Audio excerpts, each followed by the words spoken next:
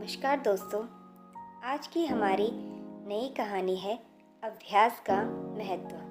प्राचीन समय में विद्यार्थी गुरुकुल में रहकर ही पढ़ा करते थे। बच्चे को शिक्षा ग्रहण करने के लिए गुरुकुल में भेजा जाता था। बच्चे गुरुकुल में गुरु के सानिध्य में आश्रम की देखभाल किया करते थे और अध्ययन भी किया करते थे। वरदराज को भी सभी की तरह गुरुकुल भेज दिया गया। वहाँ आश्रम में अपने साथियों के साथ घुलने मिलने लगा, लेकिन वह पढ़ने में बहुत ही कमज़ोर था। गुरुजी की कोई भी बात उसके बहुत कम समझ में आती थी। इस कारण सभी के बीच वह उपहास का कारण बनता है। उसके सारे साथी अगली कक्षा में चले गए, लेकिन वो आगे नहीं बढ़ पाया।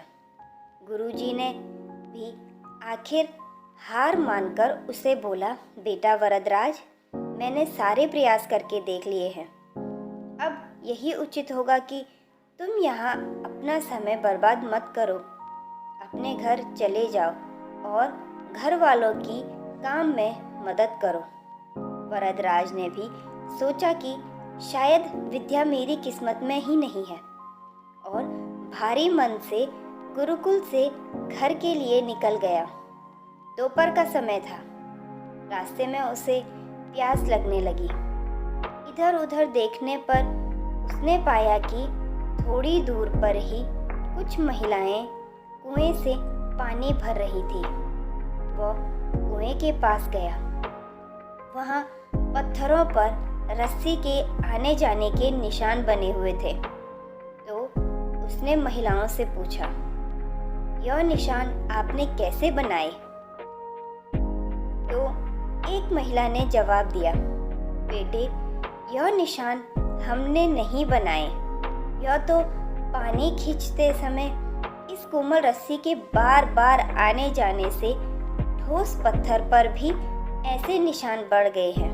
वरदराज सोच में पड़ गया।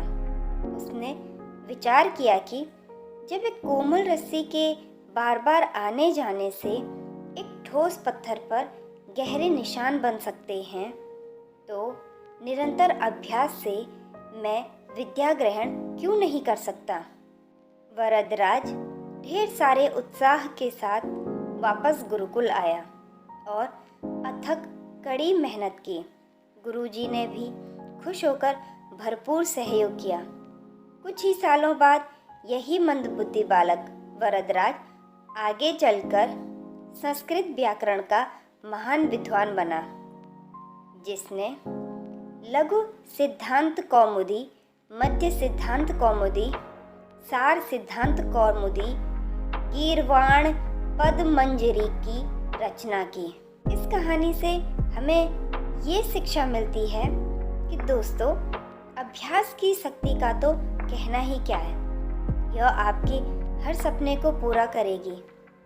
अभ्यास बहुत ज़रूरी है, चाहे वो खेल में हो या पढ़ाई में या किसी और चीज़ में। बिना अभ्यास के आप सफल नहीं हो सकते हो। अगर आप बिना अभ्यास के केवल किस्मत के भरोसे बैठे रहोगे, तो आखिर में आपको पछतावे के सिवा और कुछ हाथ नहीं लगेगा। इसीलिए अभ्यास के साथ धैर्य, परिश्रम और लगन रखकर आप अपनी मंजिल को पाने के लिए जुट जाएं, और आपको आपकी मंजिल अवश्य मिलेगी। आशा करती हूँ दोस्तों, आपको हमारी आज की ये कहानी पसंद आई होगी। अपने विचार हमें कमेंट बॉक्स में ज़रूर बताइएगा, और ऐसी ही कहानियों के लिए हमारे चैनल को लाइक, शेयर और सब्सक्राइब कीजिएगा। धन्यवाद।